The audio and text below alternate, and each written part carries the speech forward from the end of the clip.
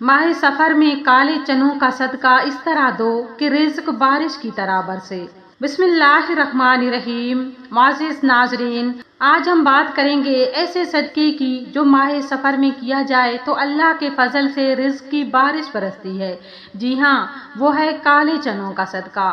ماہ سفر کو بعض لوگ منحوس سمجھتے ہیں، لیکن نبی کریم صلی اللہ علیہ وآلہ وسلم نے فرمایا، ماہ سفر میں نہ کوئی بدشگونی ہے اور نہ سفر منحوس ہے۔ یہ مہینہ بھی اللہ کا مہینہ ہے اور اس میں صدقہ، دعا اور نیکیوں سے اللہ کی رحمت نازل ہوتی ہے۔ کالے چنوں کا صدقہ غریبوں، بچوں اور حاجت مندوں کو دیا جاتا ہے اور اللہ کے ہاں بہت بڑا ذریعہ بن جاتا ہے۔ اللہ تعالیٰ قرآن مجید میں فرماتے ہیں، ترجمہ ہے، جو لوگ اللہ کی راہ میں خرچ کرتے ہیں ان کی مثال اس دانے کی سی ہے جو 7 بالیاں اگائے اور ہر بالی میں 100 دانے۔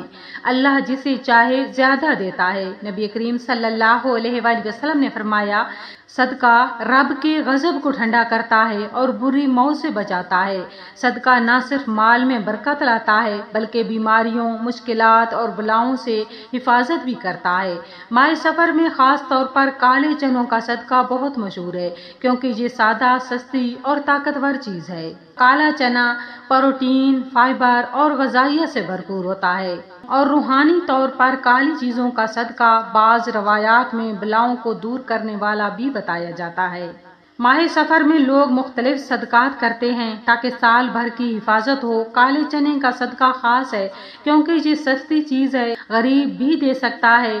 پکا کر دینے سے بچے، غریب، امیر سبھی خوش ہوتے ہیں۔ نیت کے ساتھ کرنے سے رزق، صحت، شادی، اولاد اور ہر حاجت پوری ہوتی ہے۔ ناظرین، ایک شخص کی روزی بند تھی۔ اس نے سفر میں 500 گرام کالے چنے پکا کر محلے کے بچوں میں بانٹے۔ اگلے ہفتے اس کا کاروبار کھل گیا۔ ایک خاتون کی شادی نہ ہو رہی تھی، صدقہ کیا تو اللہ نے اچھا رشتہ دیا۔ تو اب اصل بات نوٹ کر لیجئے کہ کس طرح صدقہ دو کہ رزق بارش کی طرح برسے۔ آپ کالے چنے 1 کلو بنائیں یا آپ کی جتنی استطاعت ہو اس کے مطابق بنائیں۔ خام نہ دیں، ضرور پکائیں اور ذائقہ بڑھانے کے لیے نمک، لیموں اور چاٹ مسالے وغیرہ ڈال سکتے ہیں۔ اب ان چنوں پر جو عمل کرنا ہے اسے بھی نوٹ کر لیں۔ جب چنے تیار کر لیں تو اس پر سورۃ الکوثر 3 بار پڑھیں، سورۃ ناس 3 بار اور سورۃ فلق بھی 3 بار پڑھیں۔ پڑھنے کے بعد اللہ کے حضور اپنی مراد کے لیے دعا کریں۔